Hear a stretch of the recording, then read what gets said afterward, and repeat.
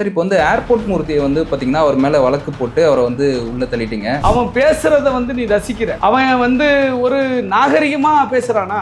எந்த மேடையிலாவது? ஓ மேடையில, நாம் தமிழ் மேடையில, ஈரோட்டில் என்ன மயிரா இப்படியே பேசுறான் சார். சிதம்பரத்துக்கு வரணும். ஏய் திருமாவளவனே, நீயா நான் பார்த்துருவேன்டா. பரையர் சாதி பற்றும் பிரசாதி நட்புன்னு சிதம்பரத்தில் மீட்டிங் போடுறான். உன்னால என் மயிரை வந்து கொடுக்க முடியுமாப்பா? திருட்டு பயல மீசை மட்டும் பெருசா வச்சிருந்தா. அந்த பிணை மனு தாக்கல் செஞ்சதே யார் தெரியுங்களா? எந்த வக்கீல் தெரியுமா? சீமானுடைய கூடவே இருக்கிற வழக்கறிஞர்கள் தான். நீ அந்த திருட்டு பசங்களுக்கெல்லாம் சப்போர்ட்டா இருக்கிற நீயும் அப்படிப்பட்ட ஆள் தான் நான் சொல்ல முடியும். அண்ட புழுக ஆகாச புழுக என்று சொல்லுவார்கள். AK-74ல மேதகு பிரபாகரன் இவருக்கு ட்ரைனிங் கொடுத்துட்டு உட்கார்ந்தார். தம்பி சீமான் என்னென்ன சாப்பிட்றான் நீ அதெல்லாம் குறிச்சுக்கோ. எந்த கூட்டு அதிகமாக எடுத்துக்கிறான், எந்த கூட்டு கம்மியாக எடுத்துக்கிறான், என்ன குவான்டிட்டியில் எடுத்துக்கிறான். வேற வேலை இல்லை ஒரு போராளி தலைவனுக்கு. வந்து சீமான் வந்து இந்த மாதிரி ஏர்போர்ட் மூர்த்தியை தூண்டி விட்டு பண்ணுறாரு சொன்னீங்க. எதுக்காக இதை பண்ணுறாரு? அவர் தூண்டி விட்டு உங்கள் தலைவர் எதுக்கணும்னு என்ன காரணம்? ஒரு பக்கம் வந்து தமிழ் தேசியத்துனா அதனுடைய எதிர்முனையில் இருப்பது திராவிடம். அப்ப ஆரியம் எங்கப்பா இருக்கு? ஆணவ கொடைகளை தடுக்கணும்னு சொல்லிட்டு நாங்க போராடிக்கிட்டு இருக்கிறோம். இது வந்து குடிபெருமை கொலைன்னு நீ சொல்ற. சீமானுக்கு ஒரு எடுப்பு ஒருத்தனுக்காம பாருங்க, இந்த ஓட்டை துறைமுருகன். என்ன சாட்டை துறைமுருகன், சாக்கடை துறைமுருகன். அவன் நாங்குநேரியில அருவாளை கையில பிடிச்சி ஒருத்த போய் வெட்டிட்டான். என்ன ஒட்டுமொத்தமான திருநெல்வேலிக்காரன் எல்லாரும் அருவாளை கையில பிடிச்சிடறானா? சாதி வெறி வன்கொடுமை பகுதியாக திருநெல்வேலி அதிக்கிறோம். ஏன் தேவமாறு பூரா கையில அருவாள் எடுத்துறாங்களா? சுயசாதி பற்று நீ அங்கீகரிச்சுனா மற்ற சாதிக்கு சுயசாதி பற்று அங்கீகரிக்கிறேன்னு தானே அர்த்தம். சுயசாதி பற்று எவனுக்கு இருக்கிறதோ அது சாதி வெறியாக மாற்றம் பெறும். இது இயங்கியல், இது அறிவியல். தற்கொலைகளுக்கு என்ன சார் தெரியும்? அமைப்பாய் திரள்வோம் அப்படின்ற அந்த புத்தகத்துல சுட்டிக்காட்டி அதுல வந்து ஒருத்தர் நம்மளுக்கு என்னதான் பிரச்சனை கொடுத்தாலும் அவங்கள வந்து நம்ம வந்து ஜனநாயக முறைப்படி தான் எதிர்க்கணும், அவங்க வந்து அடிக்கிறது தப்பு அப்படின்னு வந்து சொல்லி அந்த புத்தகத்துல இருக்கு. அந்த சண்டை நடந்ததுல ஏர்போர்ட் மூர்த்திக்கும் உங்க கட்சிக்காரங்களுக்கும் அதுக்கு வந்து எதுவுமே ஒரு வார்த்தை கூட தெரிவிக்கல திருமாவளவன் சார். இன்னொரு சம்பவத்தை உங்களுக்கு நான் சொல்றேன். எங்க தலைவர் ஒரு முறை வந்து விமானத்துல தலைவர் கார்ல ஏறி உட்கார்ற, நான் பின் சீட்ல உட்கார்ந்துருந்தேன். நானும் உங்களை வந்து உங்களை தாக்குவதற்கு நான் தயாராக இருந்தேன். அதாவது அவரு வந்து கத்தி எடுத்து இவங்களை இது பண்றதுக்கு முன்னாடி இவரை அதுதான் சார். அதுக்கு போலீஸ் என்ன சொல்லுதுன்னா, இவர் எங்களுக்கு அப்பாயின்மெண்ட் எல்லாம் வாங்கலாங்க, இவர் இங்க வர்றத மாதிரி செய்தியெல்லாம் இல்லை. இவரும் அங்க வரலையே, அங்க கொண்டு போய் காரணம் நிறுத்தலையே. ஒரு 2 பேர் வந்து எங்க கட்சிக்காரவங்க அவங்க கூட அந்த மூர்த்தி இருக்கான அவங்க கூட வந்து தொடர்பில் இருந்து தான் நாங்கள் சஸ்பெண்ட் பண்ணிட்டோம். தப்பு பண்ணால் எங்கள் கட்சியில் எந்த விதம் வந்து லீனியன்ஸும் கிடையாது. சீமான் விஜயலட்சுமி விவகாரத்தில் வந்து பார்த்தீங்கன்னா நீதிமன்றம் வந்து இப்போ சீமான மன்னிப்பு கேட்க சொல்லியிருக்காங்க.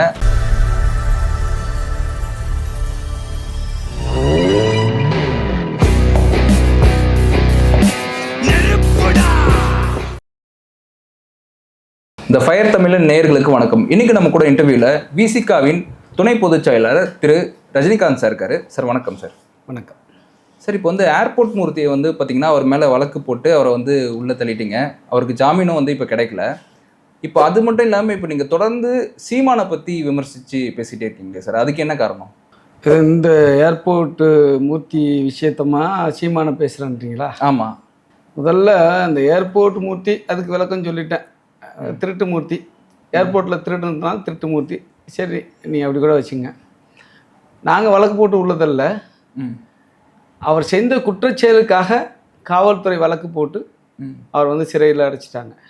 ஓகே. அந்த குற்றச்செயலுக்காக காவல்துறையால் எடுக்கப்பட்ட நடவடிக்கை நாங்கள் புகார் கொடுத்தோம். இதில் நான் ஏன் சீமானை வந்து எடுத்து பேசுகிறேங்கிறது உங்களுக்கு கேள்வியாக இருக்குது. முழுக்க அந்த ஏர்போர்ட் மூர்த்தி என்று சொல்லுகிறீர்கள், அந்த திருட்டு மூர்த்தியினுடைய அனைத்து விதமான தவறான செயல்களுக்கும் எங்கள் தலைவரை வந்து அவன் திட்டுறதுக்கும் எங்கள் தலைவரை வந்து விமர்சிக்கிறதுக்கும் ஒருமையில் வந்து இவனை வாடா போடா என்று எங்கள் தலைவரை பேசுவதற்கும் இடம் கொடுக்கக்கூடிய ஒரு நபராக சீமான் இருக்கிறார்.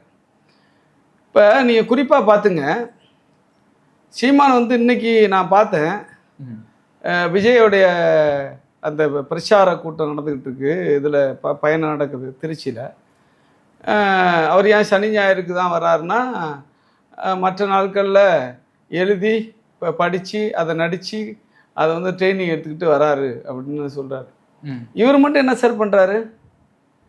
அவர் இயக்குனர் சொல்லி கொடுக்குறத நடிக்கிற ஒரு நடிகர். அவர் அரசியல் நடிப்பார் தான், அதில் எனக்கு மாற்றுக்கிறது கிடையாது. நீ நடிப்பை சொல்லி கொடுக்குற ஒரு இயக்குனர், நீ பிரமாதமாக நடிச்சிட்டு இருக்கிற.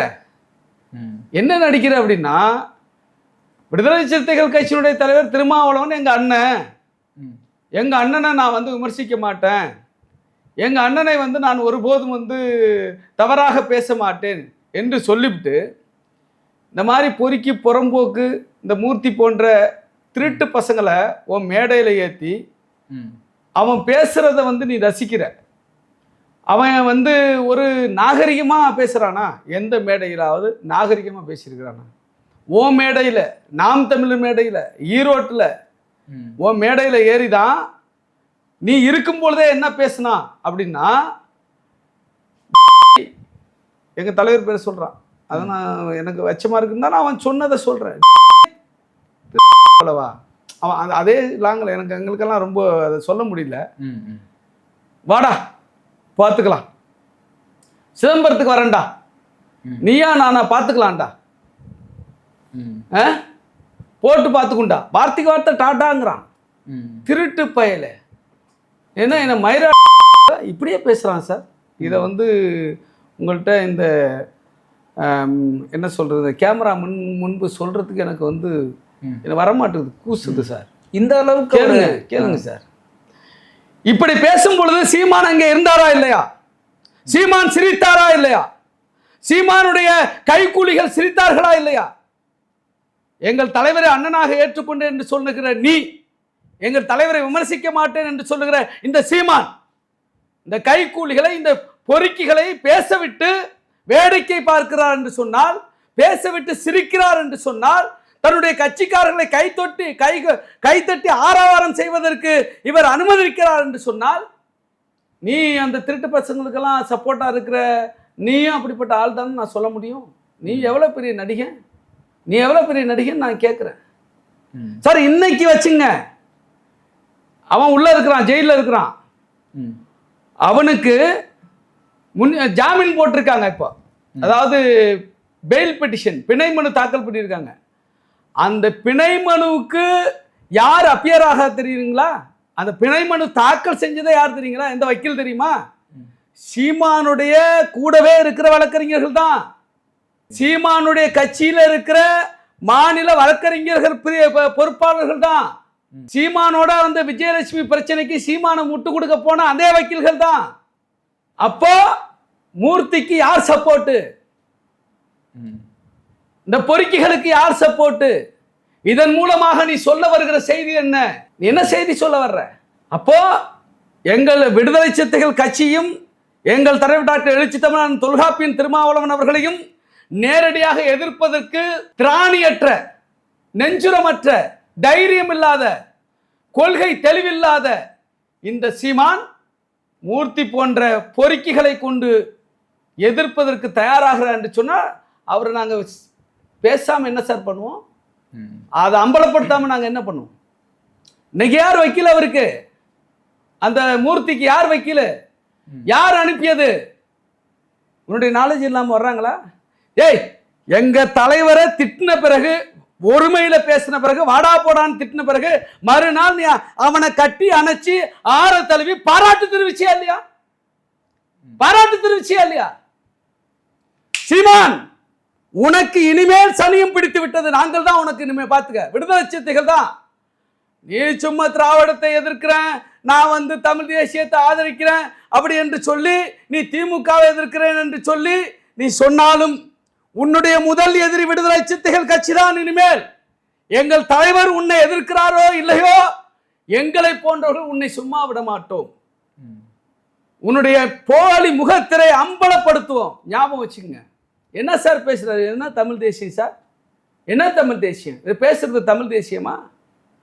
நீ பொய் சொல்வதற்கு எங்க போய் கத்துக்கிட்டு வந்த? நீ விஜய் சொல்ற ரைட்டு,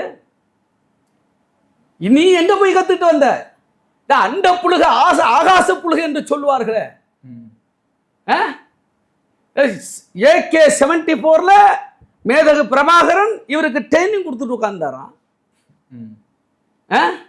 ஆமகரி வந்து மேதகு பிரபாகரன் கூட உட்கார்ந்துக்கிட்டு சாப்பிட்டாராம். ஆமா ஓட்டுல வந்து இவர் வந்து சிங்கள படைகளுக்கு வந்து எதிர்த்து அந்த என்ன சொல்றது, சிங்கள படைகளுடைய ஆபத்து நிறைந்த பகுதியில் ஆம ஓட்டுல ஒரு பயணிச்சாராம், விடுதலை புலிகளோட பயணிச்சாராம். தம்பி சீமான் என்னென்ன சாப்பிட்றான் நீ அதெல்லாம் குறிச்சுக்கோ. எந்த கூட்டு அதிகமாக எடுத்துக்கிறான், எந்த கூட்டு கம்மியாக எடுத்துக்கிறான், என்ன குவான்டிட்டியில் எடுத்துக்கிறான், எந்த அளவில் சாப்பிட்றான், அதெல்லாம் குறித்து வை. நாளைக்கு அவனுக்கு எது பிடிக்குதோ அதை வந்து நம்ம அதிகமாக வந்து நம்ம போடணும். வேற வேலை இல்லை. ஒரு போராளி தலைவனுக்கு ஏன்னா உலகத்தில் இருக்கிற கோடான கோடி தமிழ் மக்களுடைய தலைவனுக்கு நீ என்ன சாப்பிட்ற, உனக்கு என்ன பிடிக்குன்னு அதை தெரிஞ்சுக்கிட்டு தான் வேலையா? யாரை கேவலைப்படுத்துகிறா சீமான்? நீ யாரை கேவலைப்படுத்துற? ஏன்னா அந்த ஈழத்தமிழர்களுடைய போராட்டத்தையே நீ கேவலப்படுத்துறியா, கொச்சப்படுத்துறியா? இல்ல தமிழ்நாட்டு தமிழர்களை நீ முட்டாள்னு நினைச்சுக்கிட்டு இருக்கிறியா? நீ தமிழ்நாட்டில் நீ வந்து அரசியல் பண்ணுவதற்கு ஈழத்தமிழர்களுடைய விடுதலைக்காக போராடிய தன்னுடைய குடும்பத்தையே இந்த விடுதலைக்காக தியாகம் செய்த ஒரு தலைவனை உன்னுடைய சாப்பாட்டை குறிச்சிக்கிற ஒரு நபரா நீ வந்து சுருக்க பார்க்குறிய. எவ்வளவு கேவலம் முடித்த புத்தி பிடித்தவன் நீ, எவ்வளவு சிறுபுத்தி கொண்டவன் நீ. நீ வந்து பெரிய சொகுசான பங்களாவில் நல்லா நாய் வளர்த்துக்கிட்டு, கிளி வளர்த்துக்கிட்டு, குயில் வளர்த்துக்கிட்டு, டான்ஸ் ஆடிக்கிட்டு, பொண்டாட்டி பிள்ளையோட நீ சந்தோஷமா இருக்கிறதுக்கு தன்னுடைய குடும்பத்தையே இந்த ஈழத்தமிழுடைய விடுதலைக்காக ஒப்படைத்த மேதகு பிரபாகரனுடைய அந்த போராட்டத்தையே கொச்சைப்படுத்துகிற நீ இந்த தமிழ் சமூகத்தில் இன்னும் அம்பலப்படவில்லை என்று நினைக்கிறாயா? நாங்கள் இருக்கிறோம். இனி உன்னை அம்பலப்படுத்துவதுதான் எங்களுடைய முதல் வேலை. ஓகே சார், நீங்கள் சொல்கிறதெல்லாம் கரெக்ட். இப்போ வந்து சீமான் வந்து இந்த மாதிரி ஏர்போர்ட் மூர்த்தியை தூண்டி விட்டு பண்ணுறாரு சொல்றீங்க. எதுக்காக இதை பண்ணுறாரு அவர்? தூண்டி விட்டு உங்கள் தலைவரை எதுக்கணும்னு என்ன காரணம் இருக்குது சார்? இந்த ஆள் தப்பா அரசியல் பண்ணுறாரு சார். இதை நாங்கள் அம்பலப்படுத்துகிறோம் சார். எது சார் தமிழ் தேசியம்? நீ சொல்லு. What is your Tamil nation? What is your definition? நீ சொல்லு. என்னையா வரையறை?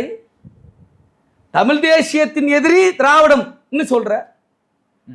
சொல்றாரு ஒரு பேட்டியில் நான் பார்த்தேன். ஆமா, ஒரு பக்கம் வந்து தமிழ் தேசியத்துனா அதனுடைய எதிர்முனையில் இருப்பது திராவிடம்.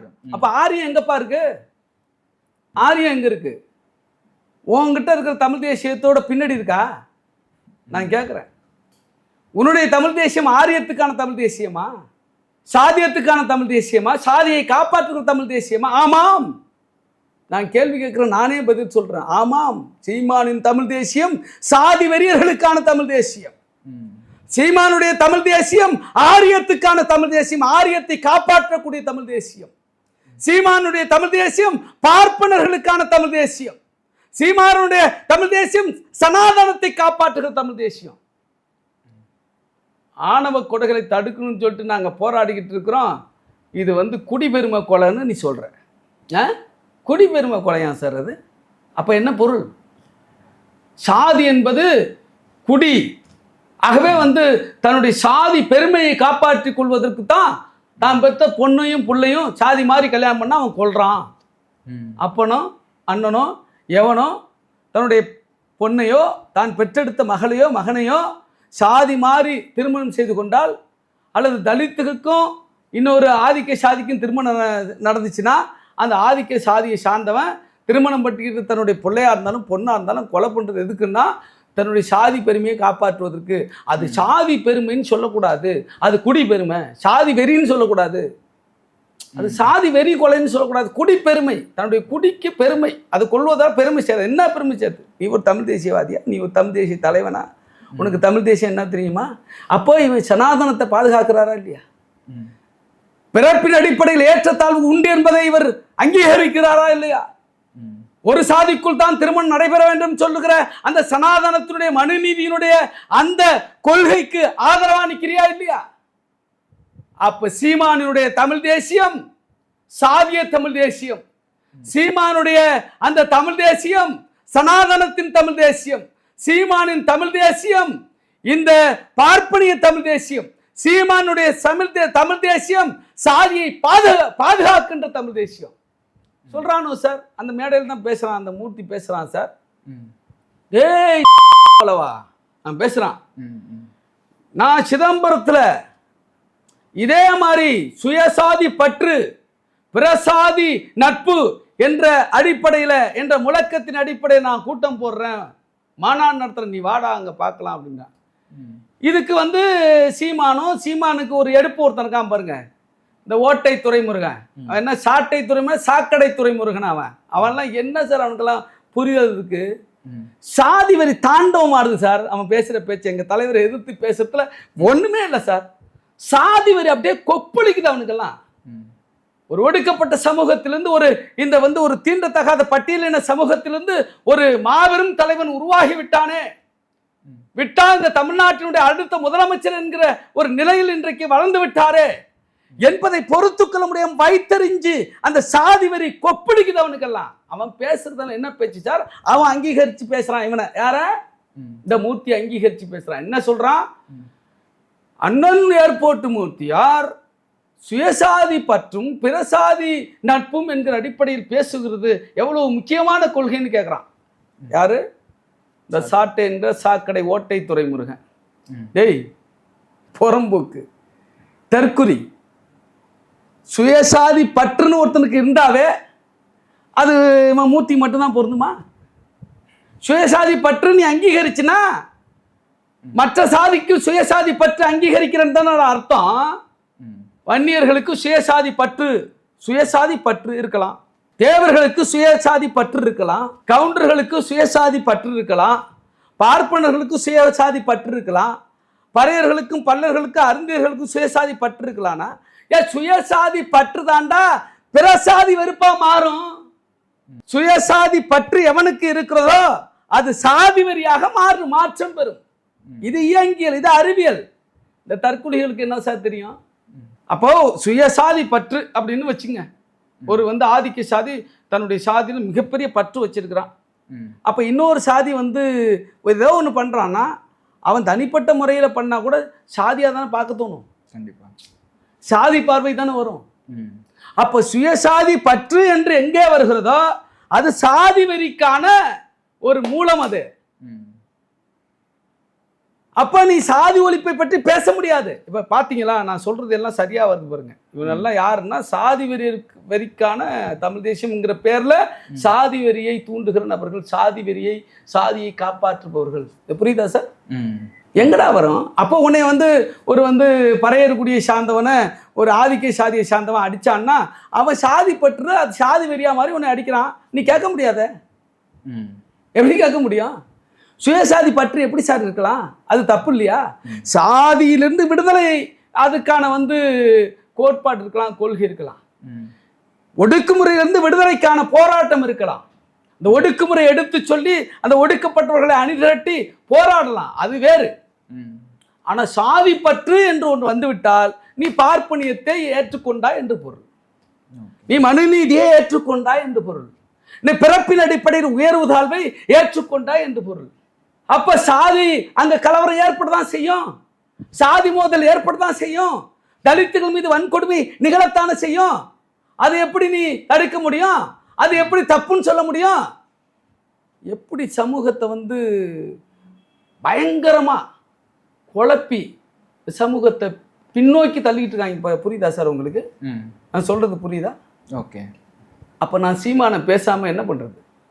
சீமானுடைய தப்பான அரசியலை, மக்களை குழப்புகிற அரசியலை, சமூக நீதி எதிர்ப்பு அரசியலை, சனாதன ஆதரவு அரசியலை நாங்கள் அம்பலப்படுத்தாமல் என்ன செய்வது? உனக்கு ஒரு கைக்கூலி. எப்படி கட்டபொம்மனுக்கு எட்டப்பன் இருந்தானோ அதே சமூகத்தில் என்ன கட்டப்பன் படையிலே இருந்து காட்டி கொடுத்த கட்டபொம்மனை காட்டி கொடுத்த எட்டப்பன் இருந்தானோ ஆங்கிலேயர்கள்ட்ட, எப்படி ஈழத்தமிழர்கள் போராட்டத்தில் மேதகு பிரபாகரனை காட்டி கொடுத்தானோ கருணா, அப்படி ஒருத்தன் உங்ககிட்ட இருக்கிறான். அப்போ அவன் தான் மூர்த்தி. அப்போ எட்டப்பன்களையும் கருணாக்களையும் கூட வைத்துக் கொண்டிருக்கிற இந்த சமூக விரோத செயலை செய்து கொண்டிருக்கிற மாபெரும் நடிப்பை ஒரு தலைவனை போன்று நடித்து சாதியத்துக்கு ஒரு பிரதிநிதியாக அல்லது சாதியத்தை பாதுகாக்கின்ற ஒரு நபராக இருக்கிற சீமானை நாங்கள் விமர்சிக்காமல் என்ன செய்வோம்? நீ தலைவனா? நான் கேட்கிறேன். இது சாதாரண புரிதல் சார். ஆனா மக்கள்கிட்ட போய் நீ சொல்லி அவ்வளவு குழப்புற. ஆமா, நாங்கள் பேசுறது மிகப்பெரிய தமிழ் தேசியங்கிற மாதிரி கொண்டு போய் சாதி வெறியை பாதுகாப்பதற்கான ஒரு மறைமுக செயல் திட்டம். இதனால்தான் சீமானை நாங்கள் பிஜேபி RSS பி டீம் சொல்றோம். உங்களுக்கு புரியுதா? அப்ப நான் சொல்றது புரியுன்னு நினைக்கிறேன். அப்ப நேரடியா செய்யறான் சார் பிஜேபி RSS, அதே வேலையை இவர் மறைமுகமா செய்யறாரு சார். இப்போ அவங்க வந்து ஒரு மறைமுக கூட்டணியில் இருக்காங்களா? அப்பனா நாம் தமிழரும் 100% சார். நான் சொல்ல இப்போ வந்து எப்படி நான் இப்போ விளக்குனது வந்து உங்களுக்கு நல்லாவே புரிஞ்சிருக்குங்க சார். சாதி வெறியை பாதுகாப்பதற்கான ஒரு அமைப்பின் தலைவர் சார் சீமான். தமிழ் தேசியம் என்கிற போர்வையில் இங்கே சனாதனத்தை பாதுகாப்பதற்கான ஒரு தலைவன் சார். சனாதனத்துக்கான தலைவன். இப்போ தமிழ்நாட்டில் சனாதனத்துக்கான தலைவர் வந்து சீமான்னு சொல்றீங்களா நீங்க? கண்டிப்பா. அதாவது RSS, பிஜேபி, சங்க பரிவாரங்கள், இந்த இந்து மக்கள் கட்சி, இந்து முன்னணி போன்றவர்கள் நேரடியாக அதை வந்து செய்கிறார்கள் என்று சொன்னால் அவர்களுக்கு இன்னொரு ஸ்ட்ராட்டஜிக்கல் பார்ட்னர் மிஸ்டர் சீமான். அவ்வளவுதான். அவர்களுக்கு ஒரு மறைமுகமான ஒரு உத்தியை, வேறு உத்தியை கொண்டு அவர்களுடைய செயல் திட்டத்திற்கு இன்றைக்கு வந்து ஆதரவாக பிரச்சாரம் செய்து கொண்டிருக்கிற ஒரு தலைவர் தான், ஒரு நபர் தான் சீமான். சரி சரி. இன்னொரு விஷயம் என்னன்னு பார்த்தீங்கன்னா, இப்போ சாட்டை துறைமுகன் பற்றி சொல்லியிருந்தீங்க, தலைவர் வந்து எதிர்த்து பேசுகிறாரு அப்படின்னு. அவர் இன்னொரு விஷயம் சொல்லியிருக்காரு என்னன்னா, அமைப்பாய் திரள்வோம் அப்படின்ற அந்த புத்தகத்தில் சுட்டிக்காட்டி அதில் வந்து ஒருத்தர் நம்மளுக்கு என்னதான் பிரச்சனை கொடுத்தாலும் அவங்கள வந்து நம்ம வந்து ஜனநாயக முறைப்படி தான் எதிர்க்கணும், அவங்கள வந்து அடிக்கிறது தப்பு அப்படின்னு வந்து அந்த புத்தகத்தில் இருக்கு. அது ஏன் திருமாவளவன் வந்து அதுக்காக எந்த ஒரு, இப்போ அன்னைக்கு அந்த சண்டை நடந்ததுல ஏர்போர்ட் மூர்த்திக்கும் உங்கள் கட்சிக்காரங்களுக்கும், அதுக்கு வந்து எதுவுமே ஒரு வார்த்தை கூட தெரிவிக்கல திருமாவளவன் சார்? சார் அதாவது கொள்கை ரீதியாக இருக்கிற எதிரிகளை, அரசியல் ரீதியாக இருக்கிற எதிரிகளை நாம் ஜனநாயகப்படுத்த வேண்டும். அதில் எந்த மாற்று கருத்தும் இல்லை. அது வந்து எங்கள் தலைவர் இன்னைக்கு செஞ்சுக்கிட்டு இருக்காரு. இன்னைக்கு வந்து சிதம்பரத்தில் நாடாளுமன்ற உறுப்பினராக வெற்றி பெற்றிருக்காருன்னு சொன்னாக்கா இன்னைக்கு வந்து வன்னியர்களும் வாக்களித்து தான் வெற்றி பெற்றிருக்காரு. சரிதானா? இன்னொரு சம்பவத்தை உங்களுக்கு நான் சொல்கிறேன். எங்கள் தலைவர் ஒரு முறை வந்து விமானத்தில் ஒரு முறைங்கிறத விமானத்தில் அடிக்கடி போவார் வருவார். நாங்கள் வந்து அவர் ரிசீவ் பண்ண போவோம். அப்படி தான் வந்து ஒரு நாள் ரிசீவ் பண்ண போனோம். கொஞ்சம் தாமதமாக வெளியில் வந்தார். வெளில வந்தோடனே தலைவர் காரில் ஏறி உட்கார்றாரு. நான் பின் சீட்டில் உட்காந்துருந்தேன். அப்போ தாமதத்துக்கான காரணத்தை அவரே சொன்னார். என்ன சொன்னார்னா, வந்து ஒரு தம்பி வந்து என்கிட்ட ரொம்ப நேரம் பேசியிருந்தாப்புல. அவர் வந்து ஒரு பேர் சந்திரசேகர். அவர் கூட பேரை மறந்துருப்பார். என்னக்கிட்ட சொன்னதுனால எனக்கு ஞாபகம் இருக்குது. அவர் பேர் சந்திரசேகர். அவருக்கு ஊர் மன்னார்குடி பக்கத்தில் இருக்கிற வடசேரி. அப்போ வந்து எங்கள் தலைவர்கிட்ட என்ன பேசினாராம், அண்ணா வணக்கண்ணே, இப்போ கூட உங்களுடைய காணொலியை தானே பார்த்துட்டு வரேன், உங்கள் பேச்சை தான் கேட்டு வந்தேன். விமானத்துக்கு வரத்துக்கு முன்னாடி கூட விமானத்தில் சேர்ந்து வந்திருக்காரு. டெல்லியிலேருந்து, டெல்லியிலேருந்து தான் நினைக்கிறேன், டெல்லியிலேருந்து தான் பார்த்துட்டு வந்தேன். ஆனால் வந்து நீங்கள் தானே எங்களுக்கு எல்லாருக்குமான உண்மையான தலைவர், இந்த தமிழ் மக்களுக்கான தலைவர் நீங்கள் தானே. ஆனால் ஒரு செய்தியை நான் உங்களுக்கு வருத்தத்தோடு பதிவு பண்ணுறேனே, உங்களை வந்து வடசேரியில் உள்ளே விடக்கூடாது, கொடியேற்ற விடக்கூடாது, உங்களை வந்து அடிக்கணும், உங்களை கொல்லணும், வெட்டணும் அப்படின்னு நாங்கள் தூண்டப்பட்டோம். அவர் ஊரில் அதுக்கு முன்னாடி ஒரு 10 வருஷத்துக்கு முன்னாடி நாங்கள் தூண்டப்பட்டோம். அப்படி வந்து நீங்கள் வந்தாக்கா கல்லால் அடிக்கணும் அல்லது ஏதாவது பண்ணணும்னு இருந்த கூட்டத்தில் நானும் ஒருத்தன். நானும் உங்களை வந்து உங்களை தாக்குவதற்கு நான் தயாராக இருந்தேன். ஆனால் இன்னைக்கு நான் வந்து எவ்வளோ பெரிய வந்து தப்பான முறையில் வழி நடத்தப்பட்டிருக்கிறத நான் உணர்றேன். நீங்கள் எவ்வளோ பெரிய தலைவர், எப்படி அனைவருக்குமான தலைவர், நீங்கள் தானே இந்த சமூகத்துக்கு அவசியம் என்று அந்த வடசேரியை சார்ந்த சந்திரசேகர் என்கிற ஒரு இளைஞன், அவன் முக்குளத்து சமூகத்தை சார்ந்த பையன்தான், அவர் சொன்னதுலேருந்து புரிஞ்சிக்க வேண்டிய விஷயம் சொன்னார். அப்படின்னு சொன்னால், தன்னை கல்லால் அடிப்பதற்கு காத்திருந்தவர்களை, தன்னுடைய உயிரை எடுப்பதற்கு காத்திருந்தவர்களை இன்றைக்கு அதே நபர்களால் போற்றக்கூடிய, பாராட்டக்கூடிய, நீங்கள் தான் எங்கள் தலைவர் என்று புகழக்கூடிய ஒரு நிலைக்கு யார் உருவாக்குனது? எங்கள் தலைவருடைய செயல்பாடும் அணுகுமுறையும் அவருடைய கொள்கை கோட்பாடும் நிலைப்பாடும் தான் அதுக்கு காரணம். மிகச்சரியாக பயணிச்சுட்டு அதான் எங்கள் தலைவர் சொல்லுவாருங்க அடிக்கடி, இன்றைக்கு என் மீது கல்லெறிப்பவர்கள் ஒரு நாளைக்கு என் மீது பூமாரி பொழிவார்கள், மலர்களால் என்னை அர்ச்சிப்பார்கள், ஆசீர்வதிப்பார்கள் என்று சொன்னார், போற்றுவார்கள் என்று சொன்னார். அதுதான் எதிரியையும் வந்து ஜனநாயகப்படுத்துவது. இது ஒரு உதாரணத்துக்கு சொல்கிறேன். அரசியல் புரிதல் இல்லாமல் இருந்தால் கூட அவங்க ஜனநாயகப்படுத்துவது. சார், அன்னைக்கு நடந்தது மூர்த்திக்கும் எங்கள் தோழர்களுக்கும் நடந்தது வந்து அவன் வந்து ஒரு இடத்த ஆட்டையை போடுறதுக்கு நான் பல முறை அதை வீடியோலாம் காட்டிட்டேன், ஆதாரத்தெல்லாம் காட்டிட்டேன். அதுக்கு எதிராக இருந்தாங்க, அவனுடைய லாபத்தை வந்து அங்கே தடுத்தாங்கங்கிற ஒரு நோக்கத்தோடு, கொலை செய்ய வேண்டும் என்கிற எண்ணத்தோடு கத்தியோடு வந்தவனை அதை தன்னுடைய உயிரை காப்பாற்றிக் கொள்வதற்கு அதை தடுத்து திருப்பி அடிக்காமல் என்ன செய்வாங்க அந்த நேரத்தில்? இல்ல அது நான் ஒத்துக்கிறேன் சார். அப்ப அதுதான் நடந்துச்சு. இல்ல அதுக்கு தலைவர் வந்து எதுவுமே சொல்லலையே, நீங்க ஏன் அடிச்சீங்க அப்படின்னு ஒரு கண்டனம் கூட தெரிவிக்கலையே அப்படின்னு நான் கேட்கிறேன். யாரை கண்டனம் தெரிவிக்கணும்? ஏன் தன்னை உயிரை காப்பாத்திக்கிறதுக்காக தற்காப்புல ஈடுபட்டவனை எப்படி கண்டிப்பீங்க நீங்க? இவன் போய் அடிச்சிருந்தா கண்டிக்கலாம் சார். ஓகே, அது தற்காப்புக்காக தான் தன்னுடைய தற்காத்துக்கிறான் சார். ஓகே சார், அவன் பிளேடு போட்டான் பாத்தீங்களா இல்லையா, கத்தியை வச்சுக்கிட்டு இப்படி இப்படி. ஆனா அதுக்கு முன்னாடி அவங்களை தாக்குறாங்கல்ல, அதாவது அவரு வந்து கத்தி எடுத்து இவங்களை இது பண்றதுக்கு முன்னாடி இவரை தாக்குறாங்க. அதுதான் சார், அதுக்கு முன்னாடி நடந்தது தான். இப்போ இங்க ஃபுட்டேஜ் இல்லைல்ல, அதுக்கு முன்னாடி நடந்தது என்ன? நான் தான் பல முறை சொல்லிட்டேன். அவர் நேரம் வந்து அவர் டிஜிபி ஆஃபீஸ்க்கு வரல சார். அது மா.க. ஸ்டாலின் வன்னியர் சங்கத்தினுடைய பொறுப்பாளர் மா.க. ஸ்டாலினுக்காக அவர் மீது வந்து ஒரு கொலை முயற்சி நடந்ததாகவும், அந்த கொலை முயற்சிக்கு யாரு காரணம் என்பதை கண்டுபிடித்து நடவடிக்கை எடுக்க வேண்டும் என்றும் பாட்டாளி மக்கள் கட்சியினுடைய எம்எல்ஏ, சேலத்து எம்எல்ஏ, இப்போ சேலம் எம்எல்ஏ அருள் அவர்கள் வந்து ரெப்ரசன்டேஷன் கொடுக்க போறார், டிஜிபியை பார்த்து மனு கொடுக்க போறார். அவர் என்ன சொல்றாருன்னா, நாங்க ஏர்போர்ட் முத்திய கூப்பிடல, அவர் வந்தாதான் எங்களுக்கு தெரியாது அப்படின்னு சொல்றாரு. போலீஸ் என்ன சொல்லுதுன்னா, இவர் எங்களுக்கு அப்பாயின்மெண்ட் எல்லாம் வாங்கலாங்க, இவர் இங்க வர்றதா மாதிரி செய்தியெல்லாம் இல்லை அப்படின்னு. இவரும் அங்க வரலையே, அங்க கொண்டு போய் காரணம் நிறுத்தலையே. எங்க தோழர்கள் உட்கார்ந்துருக்காங்கன்னு தெரிஞ்சு இவர்கள் தான் வந்து உன்னுடைய லாபத்தை வந்து தடுத்தார்கள். உன்னுடைய நீ நிலத்தை ஆட்டையை போடுறதா அந்த இஸ்லாமிய குடும்பத்துக்கு சொந்தமான அந்த இடத்தை வந்து போலியான ஆவணங்கள் தயாரித்து நீ விற்பனை செய்வதற்கு முயன்றதை தடுத்த ஒரே காரணத்திற்காக உன்னுடைய பினாமி வந்து ஜெயிலுக்கு போயிட்டாங்க. நீ உன் மேலே எஃப்ஐஆர் போடல, அந்த எஃப்ஐஆர் போடணும், உன்னையும் அந்த வழக்கில் வந்து கைது பண்ணணும் என்று கோரிக்கை வைத்து கொண்டிருந்த அப்பயும் அந்த கண்டினியூஷன் இருக்கு, அது முடிஞ்சிடல. அப்பவும் வலியுறுத்திட்டு இருக்காங்க. அப்படி வலியுறுத்திட்டு இருக்கிற திலீபன் உள்ளிட்ட தோழர்கள் அங்கே இருக்கிறாங்கன்னு உனக்கு தகவல் வந்து நீங்கள் அவங்கள அட்டாக் பண்ண அவங்க கொலை செய்வதற்கு நீ வந்திருக்கிறங்கிறது தான் ப்ரூவ்டு ஒன்று. ஆதாரங்கள் அடிப்படையில் ப்ரூவ் பண்ணப்பட்டு அங்கே போகிற திலீபனுடைய பேட்டியை பார்த்துருப்பீங்க. முக்தார்கிட்ட ஒரு பேட்டி கொடுத்தாரு, ஒரு வார்த்தையை சொல்லி அவங்க அம்மா வந்து ஒரு வார்த்தையை சொல்லி திட்டி, அப்படி திட்டினா செருப்பால் அடிக்காமல் என்னத்தில் அடிப்பாங்கன்னு கேட்குறாரு. அப்போ அங்கே போய் பிரச்சனையை உண்டு பண்ணதே நீ தானே. திலீபனோ அல்லது வந்து ஜாகிரோ அந்த ஏரியாவை சார்ந்தவங்க, அங்கே தான் 10 அடியில் அவங்க வீடு இருக்கு, சரிதானா? அவ யார் போனது, யார் அட்டாக் பண்ணது? இவர்கள் தங்களை தற்காத்துக் கொள்வதற்காக திருப்பி தாக்குனார்கள். இப்போ எதுக்கு தற்காத்துக் கொள்றவனை நீங்கள் எப்படி கண்டிக்க முடியும்? அவன் தப்பு பண்ணியிருந்தா கண்டிக்கலாம். ஆனால் என்னன்னா அதில் வந்து ஒரு 2 பேர் வந்து எங்கள் கட்சிக்காரவங்க, அவங்க கூட அந்த மூர்த்தி இருக்கான அவங்க கூட வந்து தொடர்பில் இருந்ததாக நாங்கள் சஸ்பெண்ட் பண்ணிட்டோம். தப்பு பண்ணால் எங்கள் கட்சியில் எந்த விதம் வந்து லீனியன்ஸும் கிடையாது சார், தயவுதாட்சியும் கிடையாது சார், நடவடிக்கை எடுத்துருவாங்க சார்.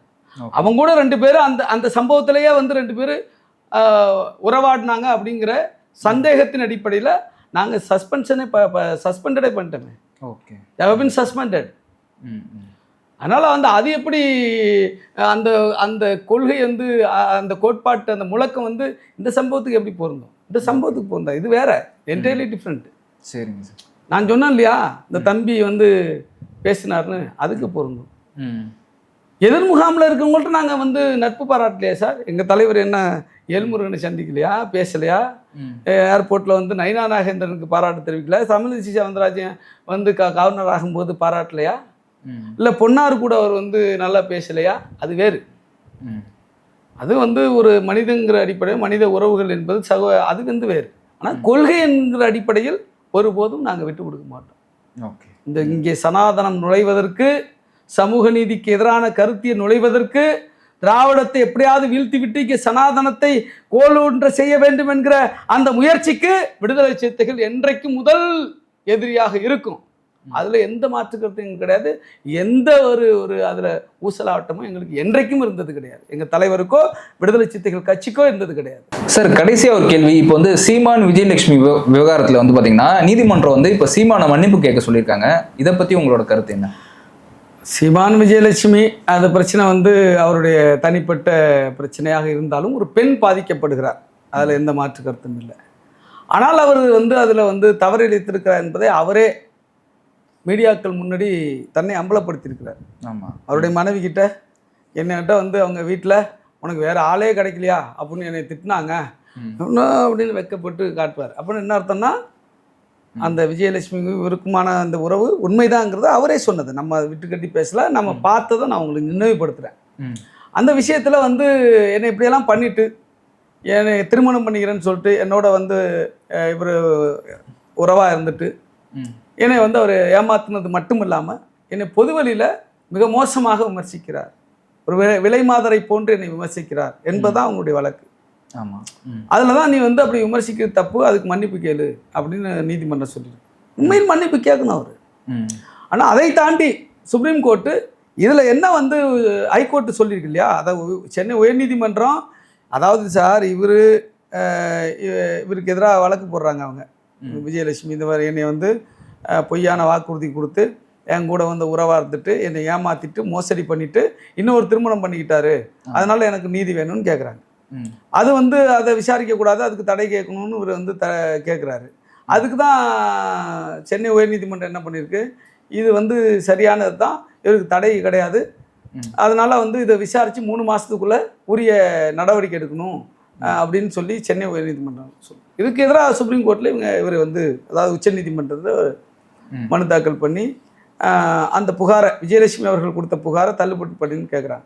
அதில் வந்து ஒரு செய்தி தான் வந்து என்னென்னா, நீ இவர் மன்னிப்பு கேட்கணும், இந்த மாதிரி அவங்கள அவதூறு பரப்புறாரு, மோசமாக விமர்சிக்கிறாரு என்பதை வந்து சொன்ன தப்பு, நீங்கள் மன்னிப்பு கேட்கணும்னு சொன்னது. அதே உச்சநீதிமன்றம் உயர்நீதிமன்றத்தினுடைய உத்தரவை வந்து உறுதிப்படுத்தணும். அது என்ன உண்மை பொய் இருக்குங்கிறத விசாரித்து உரிய நடவடிக்கை எடுக்கணும், அல்லது அவங்களுக்கு உரிய வந்து என்ன சட்டப்படியான நியாயமான வந்து நிவாரணமோ என்ன நீதியோ அவர்களுக்கு கொடுக்கணும் என்பதுதான் எல்லாருடைய கருத்துமா இருக்கு. அதுதான் என்னுடைய கருத்து. மற்றபடி அதுக்குள்ள ஒரு பெண் பாதிக்கப்பட்டிருக்கிறார், அவரை வந்து ஒரு இப்படி மோசமா பேசுகிறார் என்பது வந்து ஏற்றுக்கொள்ள முடியாதது. மற்றபடி அவருடைய தனிப்பட்ட விஷயம், அதில் வந்து நாங்கள் உள்ளே போய் இதுதான் நடந்துச்சு அதான் நடந்துச்சின்னு சொல்வதற்கு ஒன்றும் இல்லை. அது நீதிமன்றத்தின் நிலுவையில் இருக்கிறது, முடிவு வரட்டும், பார்த்துக்கலாம். இந்த மன்னிப்பு கேட்டானா இந்த வழக்கு வந்து முடிவுக்கு வந்துருமா? அதாவது இப்படி அவதூறா பேசுறதுக்கு மன்னிப்பு, ஆனால் வந்து தன்னை ஏமாற்றி மோசடி செய்து உறவு வைத்து கொண்டு இவர் வந்து என்னை வந்து கழட்டி விட்டுட்டு இன்னொரு திருமணம் செய்து கொண்டார் என்பது முக்கிய வழக்கு. அந்த முக்கிய வழக்கு என்ன ஆகுது அப்படிங்கிறது அப்புறம் தான் பார்க்கணும். ஓகே ஓகே சார், உங்களோட கருத்துக்களுக்கு நன்றி சார். நன்றி.